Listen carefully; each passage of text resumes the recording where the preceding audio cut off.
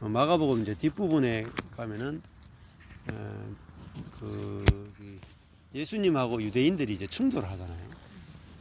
그러니까 유대인들 중에도 이제 가장 경건한 사람들하고 예수님하고 충돌하면서 그들이 예수님을 재판하고 로마인들에게 넘겨주고 예수님을 십자가 못 박아 죽인단 말이죠. 그러니까 인생에서 가장 쏟고 있는 게 뭐냐 하면은 관계에 있어서 이제 우리가 쏟고 있다라는 거죠. 유대인들은 자신이 분명히 이것은 분명히 예수를 못 박아 죽이는 것은 선한 일이고 하나님을 위한 일이다 이렇게 생각을 했단 말이죠. 그들 100% 확신을 한 거죠. 그래서 이제 예수 저거는 가짜 선지자고 자신을 하나님이라고 그랬고 안식일을 어겼고 성전을 회파한다 그랬다. 이거는 성경적으로 보면 100% 이단이다. 그래서 이제 예수를 십자가 못 박아 죽이게 된단 말이에요. 근데 자기들이 성경을 기준으로 해서 100% 옳다고 했는데 하나님이 보내신 하나님의 아들을 죽였다. 이게 이제 십자가 사건이란 말이에요. 그 십자가 사건을 통해서 하나님은 뭘 드러내기 원하냐면 인간의 모든 생각이나 판단이나 이런 것들이 왜곡되어 있고 부패해 있고 타락되어 있다라는 것을 이제 보여주시는 거거든요. 그러니까 즉 우리가 선하다, 옳다, 내가 판단을 했는데 그게 다 틀린 거예요. 근데 이거는 말씀이 아니고는 십자가 사건이 아니고는 절대로 깨달을 수 없는 겁니다. 왜냐하면 우리 지금까지 살아올 때 내가 옳다라고 생각해서 다 살아왔잖아요. 이렇게 하는 게 옳고 저렇게 하는 게 틀렸고 이렇게 생각해서 내가 생각하기에 옳다라고 생각해서 다 살아왔는데 보면은 관계가 잘 안 돼요. 계속 깨지고 부서지고 상처 주고 상처받고 계속 이런 일들이 이제 지속적으로 일어난단 말이에요. 왜 그런 일이 일어나는가 이제 근원을 따져보면은 사람이 예수님은 참 사람이고 종교인들 유대인들은 거짓 사람이란 말이에요. 옛 사람이고 예수님은 새 사람의 대표고 유대인들은 옛 사람의 대표고 또 유대인들은 아담의 대표고 예수님은 마지막 아담 새 아담의 이제 대표란 말이에요. 그럼 뭐가 차이 나느냐? 유대인들은 몸과 혼밖에 없어요. 그러니까 몸과 혼은 생각, 감정, 의지 이 두 가지로 구성된 인간이에요. 자, 근데 예수님은 몸과 혼과 영으로 구성된 분이란 말이에요. 이게 차이가 나는 거예요. 그러니까 우리가 거듭난다 그러면은 뭐로 거듭나는 거냐면 우리에게 성령이 오심으로 우리가 영으로 사는 존재가 되는 걸 이제 거듭난다라고 이야기하는 거예요. 자, 그러면은 유대인들은 이제 하나님을 믿고 하나님을 섬기고 헌신하고 11조도 하고 안식일도 지키고 다 하는데 자, 뭐가 없느냐면 영이 없는 거예요. 성경에서는 영이 없는 사람을 허물과 죄로 죽은 자다 이렇게 말합니다. 그러니까 우리가 예수 믿느냐 안 믿느냐가 중요한 게 아니거든요. 예수 믿어도 죽은 자거든요. 왜냐하면 영이 없으면 이게 이제 구분하는 게 진짜 중요해요. 근데 예수 믿으면 우리는 다 산 자라고 생각하죠. 근데 이제 고린도전서에 가 보면은 이제 육에 속한 자가 있고 영에 속한 자가 있단 말이에요. 그러면은 영이라고 하는 거는 그는 뭐냐 이렇게 이제 생각을 해봐야 되겠죠. 예수님은 영으로 사는 분이고 유대인들은 이제 혼으로 살아요. 혼으로 사는 것은 하나님을 믿긴 믿지만 하나님을 믿는 것조차 자기 속에서 나오는 선과 악으로 판단에 의해서 믿고 살아가는 거예요. 그러니까 그 속에 여전히 뿌리로서 이제 자기 중심적인 뿌리에 의해서 선과 악을 판단해서 내가 하나님을 믿으면 내한테 유익하겠다. 그러니까 자기의 유익을 위해서 이제 하나님을 믿는 거죠. 그러니까 뿌리가 뭐냐면은 하나님을 믿지만 자기의 유익을 위해서 믿는 거란 말이에요. 그러면은 자기에게 유익하지 않으면 어떻게 하겠어요? 기꺼이 하나님을 버리게 되는 거죠. 그래서 지금 많은 그리스도인들이 그리스도인이라고 말은 하지만은 그 뿌리는 바뀌지 않았다는 거죠. 뿌리. 예. 이게 뿌리는 몸과 혼으로 살면은 뿌리는 자기 중심이에요. 근데 영으로 사는 사람만이 뿌리가 하나님 중심, 이웃 중심, 그 이타적인 뿌리로, 이타적인 생명으로 이렇게 바뀐 사람을 이야기하는 거죠. 예. 자, 그러니까 그 예수님은 영으로 산다는 건 뭐냐면 자기를 부인하는 것이 곧 영으로 사는 거예요. 예. 그러니까 내 한때서 나오는 선한 것이건 악한 것이건 전부 다 내 중심이다. 선한 것조차도 내 중심이다를 본 사람이 이제 비로소 영이 무엇인지를 알게 되거든요. 그래서 이제 관계 속에서 상처를 주고받는 것도 나는 상대방한테 이제 선하게 하잖아요. 그죠? 예. 선하게 하는데, 상대방은 그걸 또 몰라주거든요. 예. 그리고 상처를 받고, 내가 선하게 하는데 상처를 받고. 왜 그러냐면은, 내 중심에서 선하게 해주기 때문에 상처를 이렇게 주고받는 거죠. 그래서, 아내 입장에서 남편에게 잘해주면 남편이 상처를 받아요. 예. 그런 경험이 아마 있을 겁니다. 또, 남편 입장에서 아내한테 내가 선하게 하면은 또 아내가 상처를 받거든요. 예. 그래서 저도 제 입장에서 선하게 하는데, 아내가 상처를 받더라고요. 예를 들면은 생일이다 치면 저는 제 입장에서 아내한테 선하게 한다고 어떤 선물을 준비하거나 어떤 액션을 취하거든요. 자기 방법으로. 예, 내 방법으로. 그 나는 선을 행했잖아요, 분명히. 나는 아내를 사랑하는 마음이고, 내가 막 이렇게 했는데, 아내는 시무룩하게 나를 사랑하지 않는갑다. 그러면서 이제 상처를 받는 거예요. 또, 아내가 저를 사랑한다고 뭔가 했어요. 근데 저한테는 또 마음에 안 들어. 그러니까 이게 이제 연합이 안 되는 거죠. 그래서 영어로 한다는 것은 나의 선조차도 이게 내 중심이니까 이걸 내려놓고 저 사람이 뭘 원하는가 그게 이제 보여지는 거거든요. 그걸 영이다. 영이라 하는 것은 이타적이다 이런 뜻이죠. 이타적이다.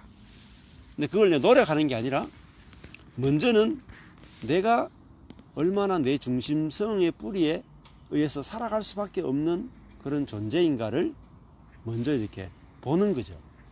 그걸 봐야만 내 중심성이 이렇게 한번 파쇄가 되고, 그리고 이제 지금까지 내가 상대방한테 잘한다고 했는 모든 것들이 내 중심에서 나온 것일 뿐이었구나. 진짜 하나님의 사랑과는 다른 사랑이었구나. 이렇게 주고 돌려받기 위해서 내가 했던 거래와 같은 사랑이었구나. 어떻게 보면 거짓 사랑이죠. 하나님의 사랑과 비교하면 우리의 사랑은 거짓 사랑인 거죠. 근데 그걸 이제 인정하게 되면 상대방한테도 내가 겸손하게 되고 온유하게 되고, 그 겸손하고 온유가 뭐냐면 결국은 그게 이제 하나님의 사랑인 거죠. 내가 지금까지 당신한테 해준 것이 아무것도 없구나. 그걸 이제 어떻게 보면은 영이라고 부를 수 있거든요. 내가 당신한테 참 해준 게 없네. 참 미안하네. 요 겸손이 바로 이제 하나님의 사랑이라고 할 수가 있어요. 근데 이 사랑이 이제 서로에게 흐를 때, 그 온유와 겸손이 흐를 때 이제 연합이 되거든요. 근데 그 잘 안 흘러가는 것 같지 않아요, 목사님? 예. 일반적으로. 그렇죠. 왜냐면 강의를 그렇게 오래 들었는데도 음. 아주 사소한 거에서 마음이 상하고. 예, 예. 그럴 때에 예. 다시 원점으로 들어가는 그런 거를 또 느끼죠. 느끼거든요. 예. 그래서 그렇게 말씀은 맞는데 음. 근데 굵은 뿌리는 그렇게 대가가 있어요. 예, 예, 근데 예. 사소한 가지가 예. 좀 이를테면 이제 내가 예를 아까 말씀하셨잖아요. 생일에 그러면은 그거는 막 영으로 뭐 이렇게 안 되고 이런 것보다도 그냥 단순하게 그냥 대화하면서 물어보고 예, 예. 관계는 별로 큰 건 없잖아요. 부부나 아니면 예, 예. 목사님 말씀의 뜻은 알겠는데 영으로 이렇게 예, 예, 내가 예. 살아가는 거 내 중심적으로 살아. 음. 근데 그럴 때 이제 물어보고 또 뭘 원하는지 이렇게 대화 풀어가고 또 그리고 지난번에 또 같은 경우에는 둘이 그랬을 때에 불편하잖아 옆에 사람들도. 예, 예, 예. 그랬을 때에 그 하나의 그냥 예의 참. 예, 예, 예. 그러니까 너무 선을 넘는 거에 대한 태도 때문에. 근데 막 너무 큰 것은 나한테 이렇게 듣고 나한테 갖고 있는데 그 사소한 거를 툭툭 이렇게 되는 거 보면서 되게 세고라 해야 되나 싶더라고요. 예, 예. 그렇죠. 근데 이제 그런 거 있어요. 이제 저도 남편하고 관계에서 그런 사소한 그런 것들이 좀 있었지만 지금 영어로 그러니까 내 중심적인 것을 아이가 내 중심이라는 것을 항상 다르니까 정말 그 전보다 지금 안 부딪히거든요. 거의 예, 안 부딪혀요. 예, 예. 그렇죠. 네, 안 부딪혀요. 예. 진짜 거의 안 부딪혀요. 예. 그러니까 나한테 아직 부딪히는 사람이 남아 있어도 괜찮아요. 있긴 있죠, 딴 사람. 예, 그렇죠. 근데 그런 사람들이 남아 있은 게 왜 남아 있냐면은 그게 한 번에 다 정복되는 게 아니라 이제 이 여호수아가 가나안을 정복하듯이 과정을 거치면서 우리 속에 예수의 생명도 자라나거든요. 한 번에 완전하게 되는 게 아니라 새로운 생명이 내 안에서 들어왔지만 시간을 거치면서 자라나거든요. 내가 노력이 아니라 저절로. 어떻게 자라나느냐? 말씀을 먹음으로 자라나거든요. 그러니까 내가 말씀을 듣고 진짜 복음이 뭔지 깨달았다. 깨달았다는 것은 어떻게 보면은 한순간이죠. 근데 그 이후에는 말씀을 먹는 과정이 필요해요. 그래야지 자라남이 있거든요. 그러니까 내 안에서 아직까지도 상대방에 대해서 어떤 판단하는 거라든지 정죄하는 것들이 당연히 나오죠. 근데 그거를 판단하고 정죄하는 것이 나온다고 해서 그걸 또 판단하고 정죄하면 안 돼요. 예, 예, 예. 그러니까 내 안에서 나오는 판단과 정죄도 내가 내 안에서 예수의 생명이 자랄 때까지 이거를 덮어주는 게 필요합니다. 그러면은 마치 이런 거죠. 예수님이 밭에는 밀도 있고 가라지도 있다. 그럼 가라지 저걸 빨리 뽑으면 안 좋겠습니까? 야, 가라지 뽑다가 밀까지 뽑는다. 그러니까 그 말이 뭐냐면은 내 안에 있는 선악을 아는 지식을 다 뽑아내려고 하는 게 뭐냐면 그게 우리의 자기중심성이라는 거죠. 근데 하나님은 일부러 우리 안에 가시를 놔두고 선악을 아는 지식을 놔둬서 우리로 하여금 그걸 온유와 겸손의 도구로 또 쓰신다. 그래서 사실은 공동체 안에서 선을 넘거나 경계를 넘는 사람이 있을 수 있잖아요. 다른 사람한테 이렇게 상처되는 행동을 하거나 말을 할 수 있는 사람이 분명히 있죠. 근데 그 사람이 있어야지 사실은 교회가 되거든요. 자, 왜 그러냐면은 그 사람이 뭘 드러내냐면 우리 안에 아직까지 심겨져 있는 그런 선악의 지식을 그 사람이 감추어진 것을 드러낸다는 거예요. 감추어진 것을. 그러니까 드러나야지 그게 선악의 지식이 드러나는 만큼 파쇄가 되고 점점 없어져요. 그러니까 곡식 속에 잡초가 숨겨져 있으면 못 뽑아낼 거 아니에요. 근데 그게 덜 추워내야지 그게 이제 처리가 된단 말이죠. 그거 같이 교회 안에는 문제를 일으키는 사람이 꼭 필요하고요. 그래야지 우리 속에 있는 선악 의식을 자 뽑아낼 수 있고 드러낼 수 있고, 아 나는 완전하다 이렇게 생각했는데 어떤 사람을 보고 나면은 내 속에 선악 의식이 가득히 들어있는 걸 보게 돼요. 그거는 우리를 이제 아 변한 게 없네 이게 아니라, 아 우리 선악 의식이 가는 것은 이렇게 깊이 박혀 있구나 하면서 나를 온유하게 하고 겸손하게 만드는 또 더 좋은 도구로 이제 쓰인다는 거예요. 그 다음에 또 왜 우리 가운데 이제 찌르는 사람을 하나님 보내시는가 하면은,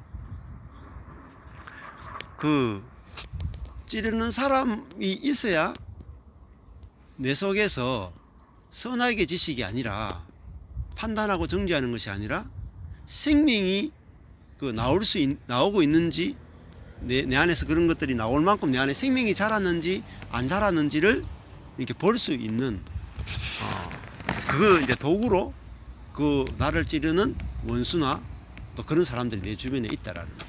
저도 마찬가지예요. 저도 한 2년 동안 목사님들하고 성경부를 오랫동안 같이 했잖아요. 근데 뭘 보냐면 제 안에서도 성경부 그렇게 오래 했는데도 아직도 저러냐 이런 게 이제 내 안에 올라와요.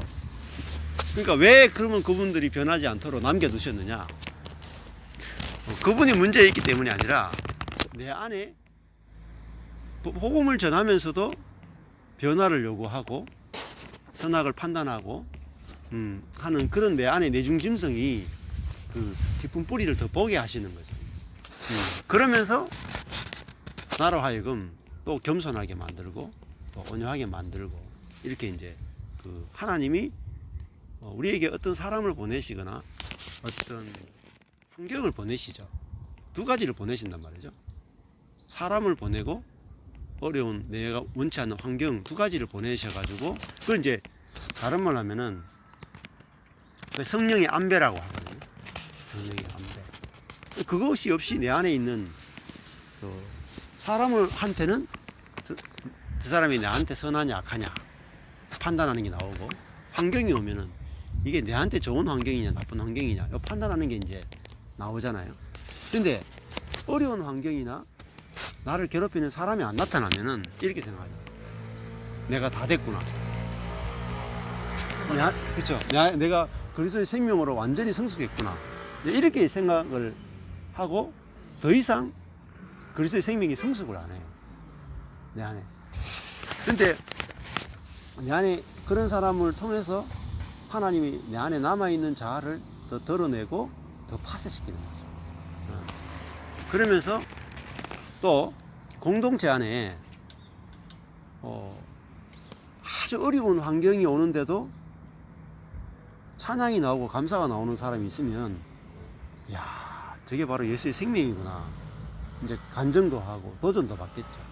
또 정말 찌르는 사람이 교회 공동체 안에 들어왔는데 그 사람을 판단하지 않고 받아내는 어떤 그리스도 안에서 생명이 성숙한 사람들이 나타나게 될 때에, 야 정말 이 하나님의 말씀이 실제화 된다는 것이 무엇인지 이렇게 실제로 보고 우리가 누릴 수 있는 기회도 되거든요.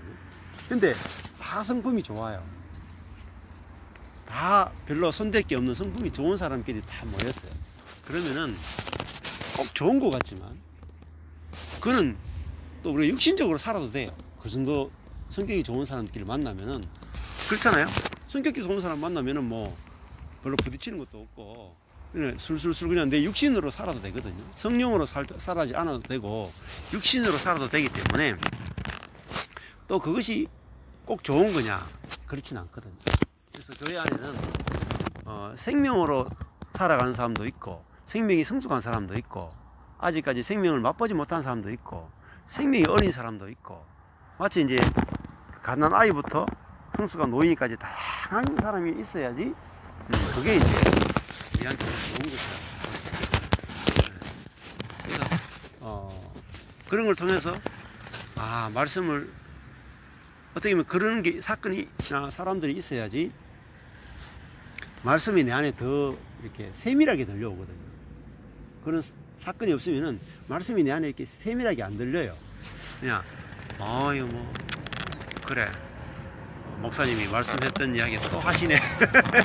이렇게 들리거든요. 근데 내 안에 어떤 사람하고 딱 부딪히거나 내 안에 어떤 큰 사건이 딱 터지고 어려운 일이 딱 생기죠.